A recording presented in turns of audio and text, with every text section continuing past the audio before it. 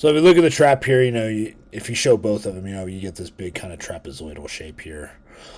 But the main thing about the traps, their primary function. So most people, when they think of the traps, we think of, this part of the trap here, which is the upper part. The upper trap's are going to be activated through any kind of exercise that creates upward rotation of the scapula. So that's going to include any kind of overhead pressing, upright rows, shrugs, that kind of stuff.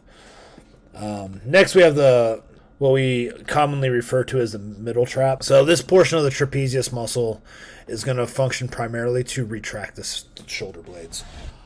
So really, any movement that retracts your shoulder blades, especially like heavy rowing movements, are going to be great for this, especially kind of more on the horizontal plane. So, key point here, you're looking at any kind of like barbell, cable row, dumbbell row, any of that stuff. That's going to trade the middle traps very effectively. Lastly, we have the lower traps here.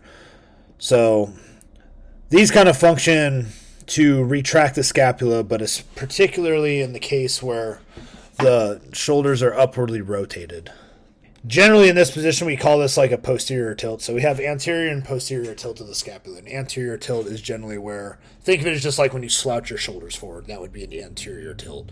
Posterior tilt is where you're kind of throwing your shoulders back. People say, like, don't slouch your shoulders, sit up straight. That's a posterior tilt. So when we bring the arm up in this big sweeping arc, and then we just kind of bring it back behind the body, so it comes up, and then we bring it back. This muscle functions especially to kind of bring that shoulder blade back. So training that lower trap, really effective exercises for that are honestly Y raises are probably one of the best ways to train that muscle. In general, you can train most of your traps through doing different variations of horizontal pulling, but those are your trapezius muscles. Just of special note, other muscles that generally help with the retraction of the scapula is going to be the rhomboids here.